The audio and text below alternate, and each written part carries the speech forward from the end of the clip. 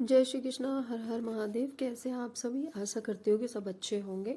और नवरात्रि के दिन चल रहे हैं और आप सभी को नवरात्रि की हार्दिक शुभकामनाएं।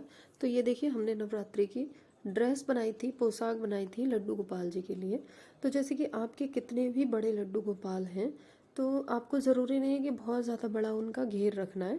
आप छोटे घेर से भी काम चला सकते हैं। उसके लिए मैं आपको यहाँ पे कुछ टिप्स बता रही हूँ कि ये देखिए, मैंने डबल फोल्ड करके कपड़ा रखा है और जिसकी लंबाई 20 इंच है और जिसकी चौड़ाई जो थी वो करीब 4.5 थी, और मुझे तैयार करने के बाद मुझे करीब चाहिए थी 4 या पौने 4 भी। तो और मेरे लड्डू गोपाल जो हैं वो है 7 नंबर के। तो उसके अकॉर्डिंग मैंने यहाँ पे सबके लिए ले लिया, क्योंकि मेरे पास 3-4 हैं। तो मैंने यहाँ पे पहले ही कपड़ा कट करके रख लिया। तो ये देखिए, इस तरीके से आपको कपड़ा कट करके रख लेना है। अब इसको रख लेना है आपको साइड में। इसको साइड में रखने के बाद अब आपको क्या करना है कि यहाँ पे पट्टियाँ कट कर लेनी है, जिससे कि हम बनाएंगे चोली। तो देखिए, यहाँ पे इनका भी मेज़रमेंट मैं आपको बता देती हूँ। चोली आपको एग्जैक्ट वही लेनी है जो आपको मतलब उनको आती हो। तो मैंने ली है ये 2.1 इंच की, और जिसकी मैं लंबाई आपको बता देती हूँ। ये मैंने लंबाई रखी है 14 इंच, जिसकी 14 इंच 14 साढ़े 14 इंच लंबाई है। और ये भी डबल फोल्ड है। तो आप ऐसे करके मान सकते हैं कि ये 29 इंच की है पट्टी पूरी। तो आप पूरा लड्डू गोपाल जी को नाप लीजिए, तो उसके अकॉर्डिंग आपको पता चल जाएगा अपने लड्डू गोपाल का।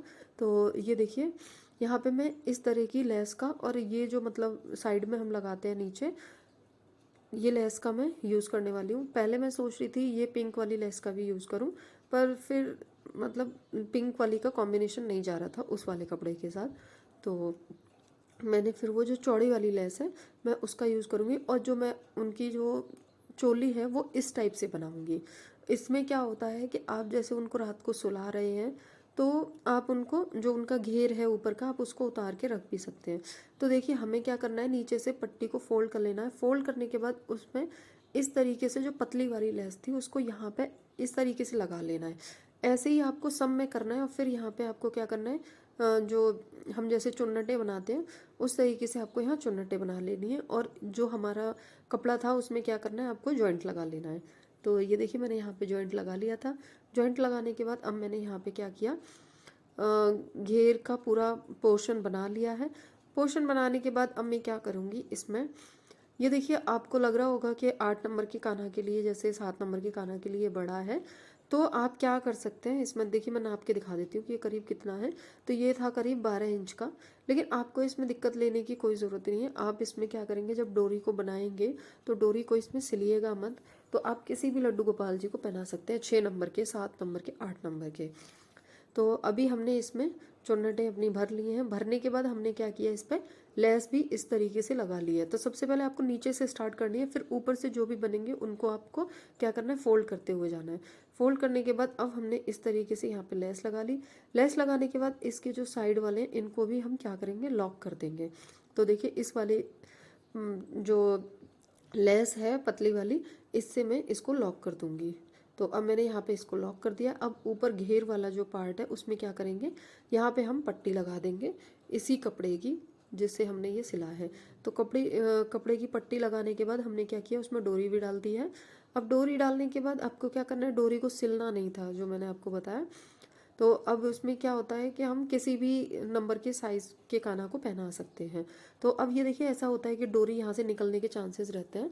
तो मैं इसमें भी यहाँ पे जो लटकन होती है वो मैं यहाँ पे लगा दूंगी। तो देखिए, पीछे से आपको किसी भी बुकरम, किसी भी चीज़ को लगाने की ज़रूरत नहीं है। तो यहाँ पे ये टिप्स हैं थोड़े से, कि आप अगर इस तरीके से पोशाक बनाएंगे और तो आप क्या कर सकते हैं, उसमें किसी भी बुकरम वगैरह की कोई ज़रूरत नहीं पड़ेगी, और ये वॉशेबल है, आप आराम से वॉश कर सकते हैं। तो ये था, मैंने राधा रानी के लिए तैयार किया है यहाँ पे।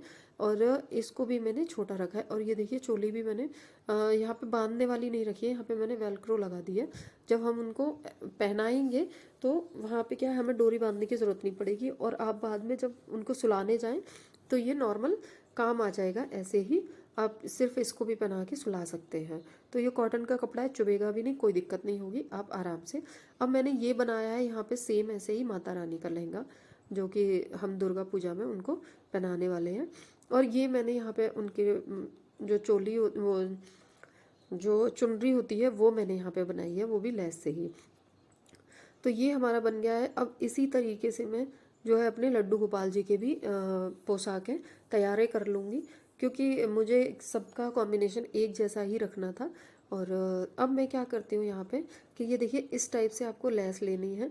लेस लेके इस तरीके से आपको क्या करना है, मुकुट बनाना है। हम इस बार लेस से मुकुट बना रहे हैं, कपड़े से मुकुट नहीं बना रहे, लेस से मुकुट बना रहे हैं। तो ये देखिए मैंने यहाँ पे लेस से इस तरीके से इसको फोल्ड कर लेना है। आपको अपने लड्डू गोपाल जी का सिर चारों तरफ से ऐसे लेस रख के नाप लेना है। नापने के बाद मेरा जो लड्डू गोपाल थे उनका इतना था, मैंने उनका नाप करके और उनको फोल्ड करके पीछे इस तरीके से मैंने सिल दिया। सिलने के बाद जो ऊपर हम जो फ्रिल लगाते हैं उसमें मुकुट में, तो ये देखिए इस तरीके से आपको बनानी है। और जो पतली वाली लेस थी उसका ही यूज़ करके वहाँ पे फोल्ड करके मैंने इससे बना दिया है। अब इनको जो कलंगी बोलते हैं इनको क्या करेंगे, हम यहाँ पे अटैच कर देंगे। तो ये भी बहुत ज़्यादा प्यारा लगेगा मुकुट।